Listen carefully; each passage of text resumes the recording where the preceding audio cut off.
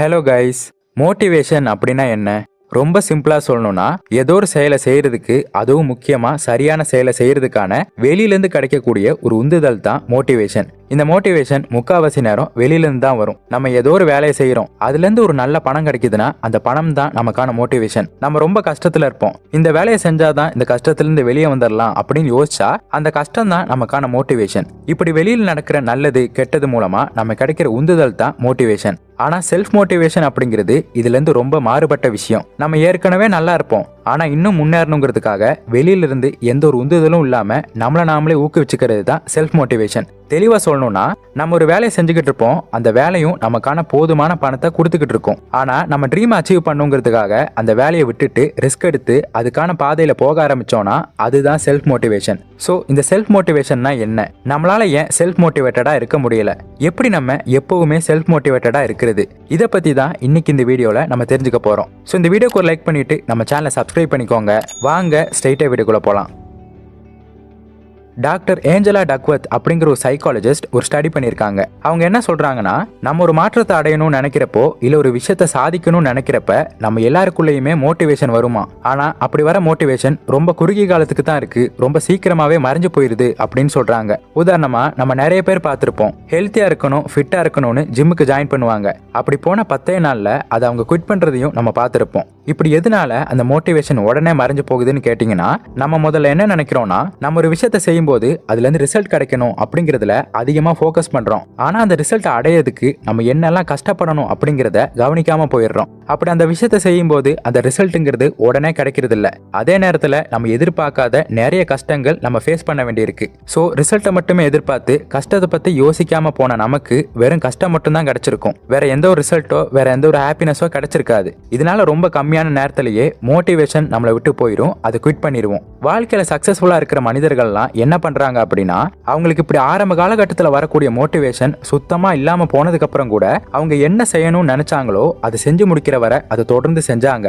இப்படி செய்யக்கூடிய பண்பு தான் செல்ஃப் மோட்டிவேஷன் அப்படின்னு சொல்றாங்க. சோ இதனால தான் செல்ஃப் மோட்டிவேஷன் ரொம்ப கஷ்டமா இருக்கும். ஆரம்ப காலகட்டத்தில் நமக்கு பெருசா ரிசல்ட் கிடைக்காது, வெறும் தோல்விகளும் கஷ்டங்களும் மட்டும்தான் கிடைச்சிக்கிட்டு இருக்கும். அந்த மாதிரி நேரத்திலையும் நம்ம என்ன செய்யணும்னு நினைச்சோமோ அதுக்காக நம்மள நாமளே ஊக்குவிச்சுக்கிறது தான் இந்த செல்ஃப் மோட்டிவேஷன் அப்படின்னு சொல்றாங்க. சோ இப்படிப்பட்ட செல்ஃப் மோட்டிவேஷனை நம்ம எப்படி அடையிறது? இதுக்கான சில டிப்ஸை பார்த்துடலாமா? டிப் நம்பர் 1, மோட்டிவேஷன்லயே 2 டைப் இருக்கு. ஒன்னு வெளியில இருந்து நமக்கு வருது, எக்ஸ்ட்ரின்சிக் மோட்டிவேஷன். இன்னொன்னு நமக்குள்ள இருந்தே வருது, இன்ட்ரின்சிக் மோட்டிவேஷன். நம்ம ஏதோ ஒரு வேலை செய்யறோம், அந்த வேலை செய்யறது மூலமா நமக்கு பணம் கிடைக்குது, நிறைய பாராட்டு கிடைக்குது அப்படின்னா அதெல்லாம் வெளியில இருந்து வர மோட்டிவேஷன். அதே வேலையை நம்ம நேசிக்கிறோம், நம்ம என்ஜாய் பண்ணி பண்றோம் அப்படின்னா அது நமக்குள்ள இருந்து வர மோட்டிவேஷன். சோ இப்படி வெளியில இருந்து வர மோட்டிவேஷன், நமக்குள்ள இருந்து வர மோட்டிவேஷன், இது ரெண்டையுமே பேலன்ஸ் பண்ண கத்துக்கணும். ஏன்னா இந்த 2 மோட்டிவேஷனுமே நமக்கு தொடர்ந்து கிடைச்சிக்கிட்டு இருக்காது. சில சமயம் நம்ம செய்யற வேலை போர் அடிக்கலாம், சில சமயம் நம்ம செய்யற வேலைக்கு பாராட்டு கிடைக்காம போகலாம். இப்படிப்பட்ட காலத்துல உங்களுக்குள்ள இருந்து மோட்டிவேஷன் வராம வெளியில இருந்து மோட்டிவேஷன் வந்துச்சு அப்படின்னா நம்ம ஈஸியா குவிட் பண்ணிட மாட்டோம், தொடர்ந்து முயற்சி பண்ணுவோம். சோ முதல்ல இது ரெண்டையுமே பேலன்ஸ் பண்ண கத்துக்கணும். அடுத்ததா நம்மளோட கோலை பத்தின நம்மளோட தெளிவான பார்வை. நம்ம கோல் அப்படிங்கிறது எப்பவுமே கிளியரா இருக்கணும். நிறைய பேர் குவிட் பண்றதுக்கான முக்கியமான காரணம் என்னன்னா, அவங்க கோலை பத்தின ஒரு கிளாரிட்டி, ஒரு தெளிவான பார்வை அவங்களுக்கு இல்லாம போறதுனால தான். சோ அவங்க எதை நோக்கி போய்கிட்டு இருக்காங்க, என்ன செய்யணும், எப்ப செய்யணும், எப்படி செய்யணும் அப்படிங்கிற ஒரு கிளாரிட்டி அவங்களுக்கு இல்லாம போகுது. சோ ஒரு கோலை நீங்க செட் பண்ணும்போது அதுக்கு என்ன பண்ணணும், எதை அடைஞ்சா என்னோட கோலை நான் அடைஞ்சிட்டதா அர்த்தம் அப்படிங்கிறத நீங்க புரிஞ்சுக்கணும். அதே மாதிரி உங்க கோல் பெரிய கோலா இருக்கக்கூடாது, சின்ன சின்ன கோலா இருக்கணும். எல்லாருமே பெரிய கோலை தானே வைக்க சொல்லுவாங்க, நீங்க என்ன சின்ன சின்ன கோலா வைக்க சொல்றீங்க அப்படின்னு கேட்கலாம். பெரிய கோல் கண்டிப்பா இருக்கணும், ஆனா ரொம்ப பெரிய கோலா மட்டும் இருந்துச்சுன்னா கண்டிப்பா நம்மளால அதை நோக்கி போக முடியாது, ரொம்ப கஷ்டமா இருக்கும். சோ அந்த பெரிய கோலை சின்ன சின்ன கோலா பிரிச்சு வைக்கிறதுக்கு நம்ம கத்துக்கணும். ஏன்னா எப்பவுமே நம்ம முன்னாடி ஒரு சின்ன கோல் இருந்துச்சு அப்படின்னா அதை நோக்கி போறதுக்கான மோட்டிவேஷனுங்கிறது சீக்கிரமா நம்ம கிடைக்கும். அந்த கோலை கடந்து அடுத்த கோலுக்கு போகும்போது நம்மள அறியாமலே பெரிய கோலை நோக்கி நம்ம போக ஆரம்பிப்போம். அதை விட முக்கியமா எப்பெல்லாம் நமக்கு மோட்டிவேஷன் கிடைக்கலையோ அப்பெல்லாம் கொஞ்சம் திரும்பி பார்த்தோம்னா நம்ம சின்ன சின்ன கோலை அச்சீவ் பண்ணிருப்போம்ல, அந்த ஒரு விஷயமே நமக்கு மிகப்பெரிய மோட்டிவேஷனை கொடுக்கும். அதே மாதிரி 3வது, நீங்க செய்யற விஷயங்களுக்கு பெருசா ரிசல்ட் எதிர்பார்க்க கூடாது, கம்மியான ரிசல்ட்டை தான் எதிர்பார்க்கணும். முக்கியமா ஆரம்ப காலகட்டத்துல உங்களுக்கு பெரிய ரிசல்ட் எதுவுமே கிடைக்க போறது இல்ல. முக்காவாசி நேரம் எந்த ஒரு ரிசல்ட்டுமே கிடைக்காதுங்கிறத நீங்க புரிஞ்சுக்கணும். அதனால ரிசல்ட் பத்தின எக்ஸ்பெக்டேஷனை ஆரம்ப காலகட்டத்தில் நீங்க கம்மியாக தான் வச்சுக்கணும்.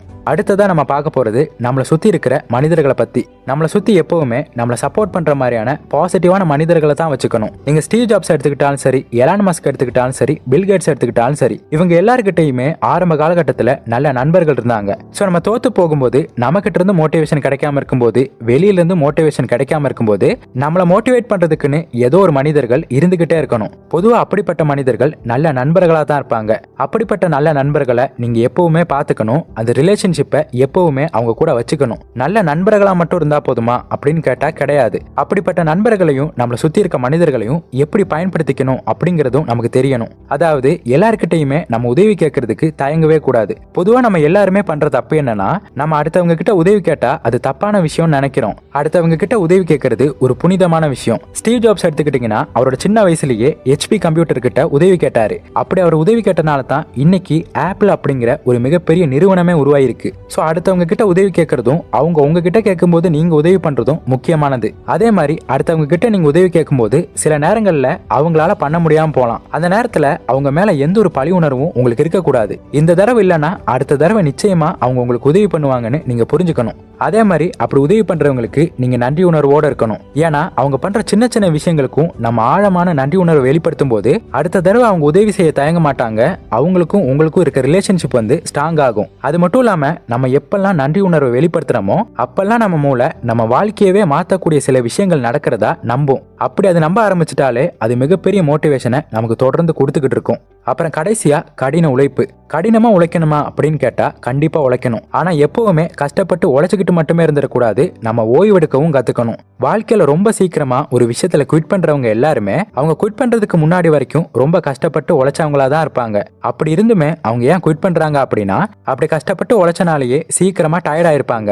அப்படி டயர்டானால ரெஸ்ட் எடுக்கணும்னு அவங்களுக்கு தோன்றது இல்ல, போதும் அப்படின்னு அவங்களுக்கு தோணிடுது. சோ உங்க வாழ்க்கையில நீங்க ஒரு விஷயத்தை நோக்கி போய்கிட்டு இருக்கும்போது அடிக்கடி ரெஸ்ட் எடுத்துக்க ஆரம்பிக்கணும். அதுக்கான நேரத்தை நீங்க கொடுக்கணும். இந்த ஓய்வு அப்படிங்கிறது படுத்து தூங்குறது மட்டுமே கிடையாது. ஓய்வு அப்படிங்கிறது நமக்கு பிடிச்ச சாப்பாடை சாப்பிட்றதோ, நமக்கு பிடிச்ச படத்தை பார்க்கறதோ, நமக்கு பிடிச்சவங்க கூட நேரம் செலவழிக்கிறது, இது எல்லாமே ஓய்வுல தான் சேரும். சோ இப்படிப்பட்ட ஓய்வை நம்ம தொடர்ந்து அடிக்கடி எடுக்கணும். நம்ம மூளை எதனால ஈஸியா டயர்ட் ஆகும்னா, நம்ம நிறைய விஷயத்தை செய்யறதுனால அது டயர்ட் ஆகாது. ஒரே விஷயத்த தொடர்ந்து செஞ்சுக்கிட்டு இருந்தாதான் அது டயர்ட் ஆகும். சோ ஒரே விஷயத்த தொடர்ந்து செய்யாம இப்படி சின்ன சின்ன ட்ரீட்டை நீங்க தொடர்ந்து கொடுத்துக்கிட்டே இருக்கணும். அப்படி பண்ணாலே மோட்டிவேஷன்ங்கிறது உங்களுக்கு தொடர்ந்து கிடைச்சிக்கிட்டே இருக்கும். அதையும் தாண்டி ஆரம்ப காலகட்டத்தில் எல்லாமே கஷ்டமா தான் இருக்கும். அந்த மாதிரி நேரத்தில் உங்களுக்கு பெருசா எதுவுமே கிடைக்காது. கஷ்டங்களும் கவலைகள் மட்டும்தான் இருக்கும். ஆனா அந்த மாதிரி நேரத்திலையும் உங்க கோலுக்கு தேவையான விஷயங்களை நீங்க செய்ய ஆரம்பிக்கிறீங்க அப்படின்னா மோட்டிவேஷன் அப்படிங்கிறது உங்களுக்கு ஆட்டோமேட்டிக்கா வந்துகிட்டே இருக்கும். சோ உங்க கோல் என்னங்கிறத தெளிவா பிளான் பண்ணுங்க. உங்ககிட்ட இருக்கிற பெரிய கோலை சின்ன சின்ன கோலா செட் பண்ணுங்க. அந்த ஒவ்வொரு கோலையும் நீங்க கம்ப்ளீட் பண்ணிட்டே வாங்க. உங்களை சுத்தி நல்ல மனிதர்கள் இருக்கிற மாதிரி பாத்துக்கோங்க. அவங்க கிட்ட உதவி கேட்க தயங்காதீங்க. அடிக்கடி ரெஸ்ட் எடுங்க. உங்க உடம்ப நல்லா பாத்துக்கோங்க. ஏன்னா இது எல்லாத்தையுமே அடையிறதுக்கு நீங்க தான் முக்கியம். இந்த விஷயங்களை பண்ணாலே போதும், செல்ஃப் மோட்டிவேஷன்ங்கிறது தானாவே வரும். சோ அவ்வளவுதான். இப்ப சொன்ன இந்த விஷயங்கள் நீங்க ஓரளவுக்கு ஃபாலோ பண்ணாலே போதும். நிச்சயமா உங்க கோலை சீக்கிரமாவே அடைஞ்சிட முடியும். எப்பவுமே செல்ஃப் மோட்டிவேட்டடா இருக்க முடியும். ஸோ இந்த வீடியோ உங்களுக்கு யூஸ்ஃபுல்லாக இருந்திருக்கும் நம்புறேன். அப்படி யூஸ்ஃபுல்லாக இருந்தால் இந்த வீடியோக்கு லைக் பண்ணுங்க, உங்கள் ஃப்ரெண்ட்ஸ் அண்ட் ஃபேமிலி மெம்பர்ஸுக்கு ஷேர் பண்ணுங்க. அப்புறம் மறக்காம நம்ம சேனலை சப்ஸ்கிரைப் பண்ணிட்டு பக்கத்தில் உள்ள பெல் ஐக்கானை கிளிக் பண்ணிக்கோங்க. இன்னொரு இதே மாதிரியான ஒரு யூஸ்ஃபுல்லான இன்ஃபர்மேஷனோட உங்களை மீட் பண்ணுறேன். தேங்க்ஸ் ஃபார் வாட்சிங்.